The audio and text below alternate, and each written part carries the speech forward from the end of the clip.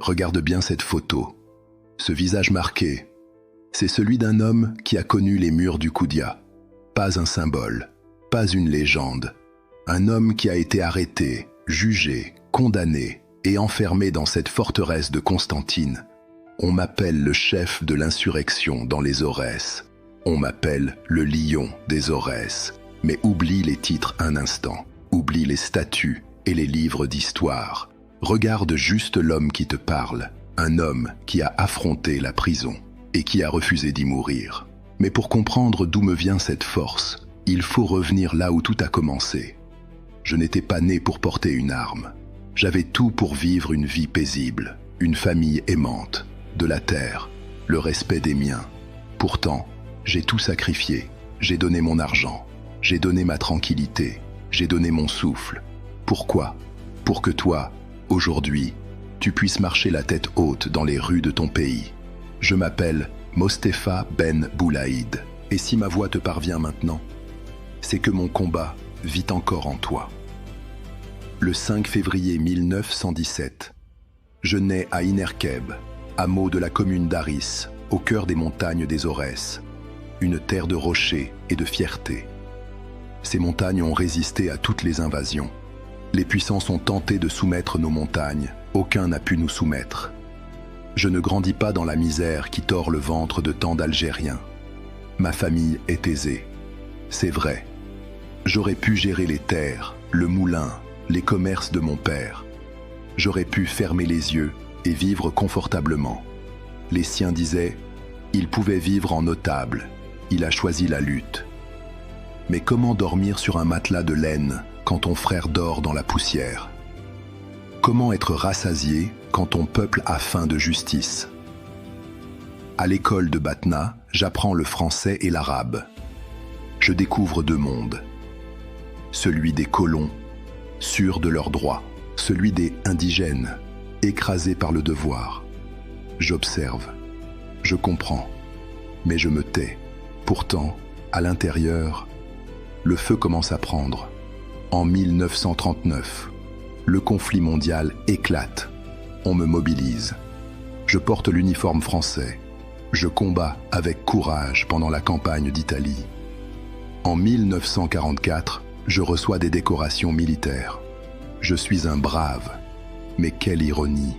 Je contribue à libérer la France de l'occupant, alors que mon propre pays est occupé par la France.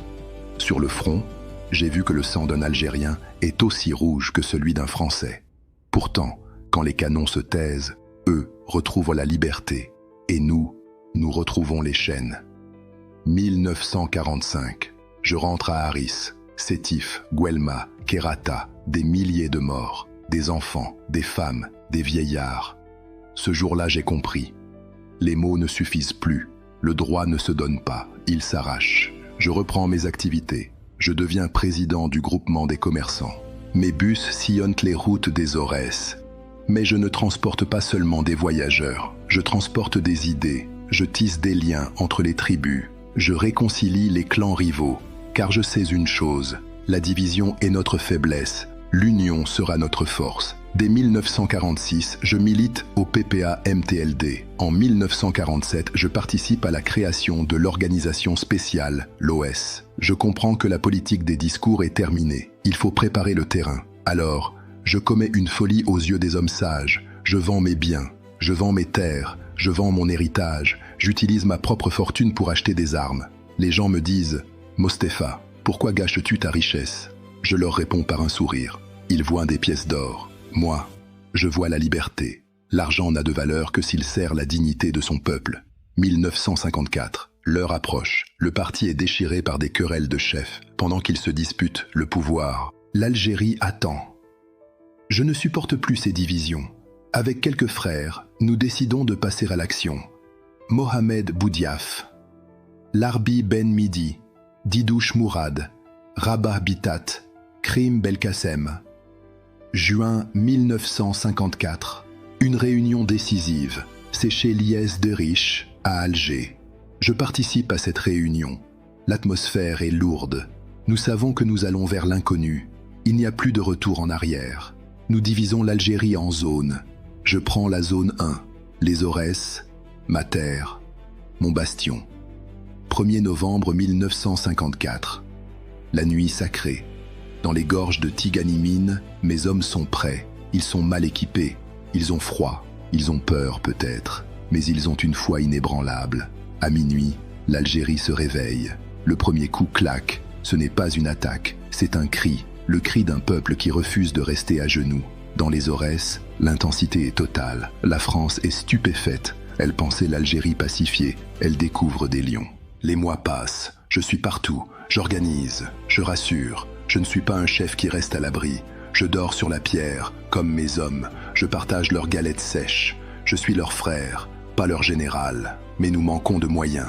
Il faut du soutien, encore plus pour tenir. 1955. Je décide de partir en mission. Je dois rejoindre l'Orient pour ramener du matériel. Je traverse la Tunisie. C'est risqué, je le sais. Le 11 février 1955. Le destin frappe. Je suis intercepté à la frontière tuniso-libyenne, près de Ben Gardan. Arrêté. Les soldats adverses exultent. Ils tiennent Ben Boulaïd. Ils pensent avoir décapité la révolution dans les Aurès. On me transfère à la prison du Koudia, à Constantine. Une forteresse imprenable, des murs épais, des barreaux de fer. Ils croient que c'est fini, ils me condamnent à la peine capitale. Je suis dans le couloir de la faim. Mais ils ont oublié une chose, on n'enferme pas le vent, on n'enchaîne pas la volonté. Dans ma cellule, avec mes frères d'armes, je ne pense pas à la fin, je pense à l'impossible. Nous observons, nous notons chaque détail, nous traçons un plan que tous jugeraient insensé. Mais un homme change tout. Jaffer Chérif, un gardien, un frère des Aurès, comme moi. Il ne portait pas notre uniforme, mais il portait notre rêve. Sans lui, rien n'aurait été possible. Nuit du 10 au 11 novembre 1955.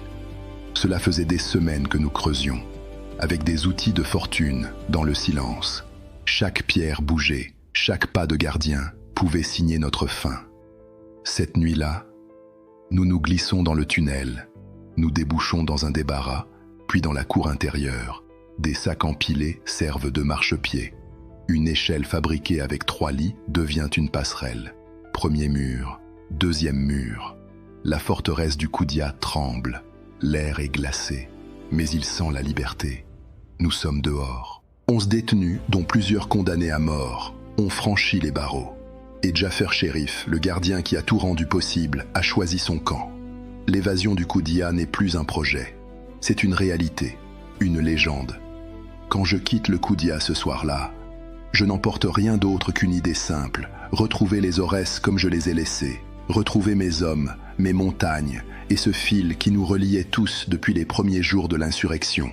Mais très vite, je comprends que quelque chose s'est fissuré. Ce ne sont pas les Français qui ont brisé l'équilibre. Ce sont des semaines d'absence, des décisions urgentes, des rivalités anciennes revenues en surface. Je sens que la région n'est plus celle que j'ai organisée avant mon arrestation. On me parle d'opposition, de tensions entre les chefs, de groupes qui ne se répondent plus. J'écoute, sans montrer ce que je ressens. Mais je devine déjà que le chemin du retour ne sera pas celui que j'espérais. Puis, au fil des paroles retenues, j'apprends ce qui pèse sur tous les visages. Bachir Chihani n'est plus.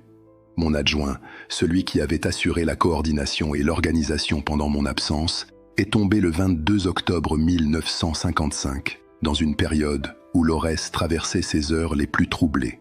Je n'étais pas là pour voir ce que ces semaines avaient exigé de lui, ni ce qu'elles avaient exigé de ceux qui restaient. Je sais seulement que son absence résonne encore dans les montagnes qu'il connaissait par cœur. Je ne cherche pas de coupable, je ne cherche pas d'explication facile. Je regarde simplement les conséquences.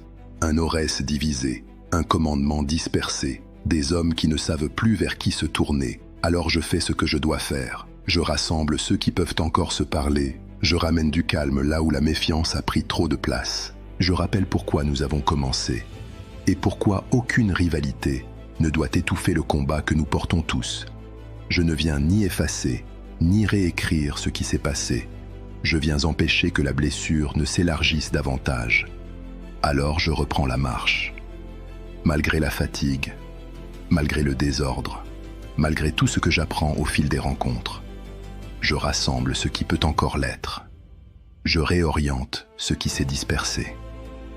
Et, peu à peu, je retrouve ce pourquoi je suis revenu, une région debout qui attendait simplement qu'on la remette sur son axe. Je ne sais pas encore ce qui m'attend, je sais seulement que le temps presse, et que si je suis revenu, c'est pour tenir mon serment, là où il avait été fait, au cœur des Aurès, parmi les miens. 1956, le combat est rude.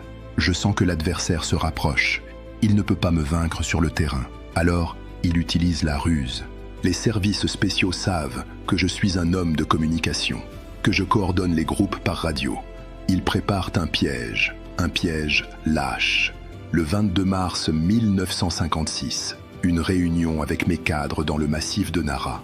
Un poste radio piégé, parachuté par l'ennemi, nous est apporté par des civils, un appareil précieux pour commander, mais c'était un cadeau empoisonné tombé du ciel. Je m'approche, je le prends entre mes mains, le silence, puis un souffle terrible. Le poste était piégé, un dispositif caché à l'intérieur. Je suis tombé ce jour-là, sur ma terre, au milieu des miens. J'avais 39 ans.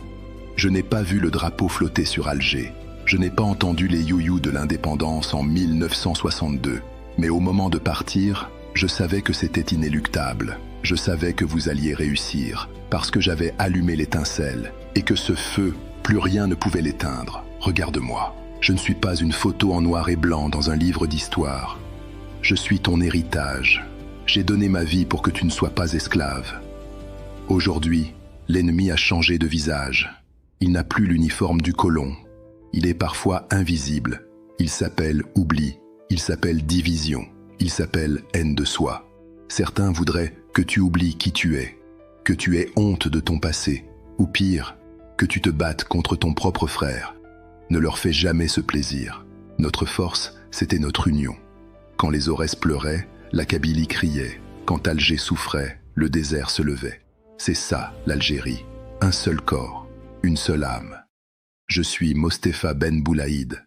Je suis tombé un soir de mars.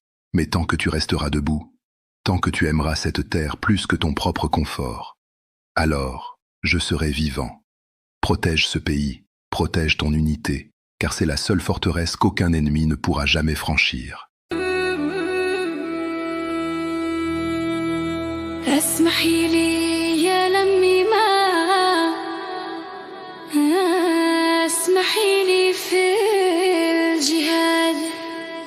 السماح لبابا وليدي مرسولة من عندي العالية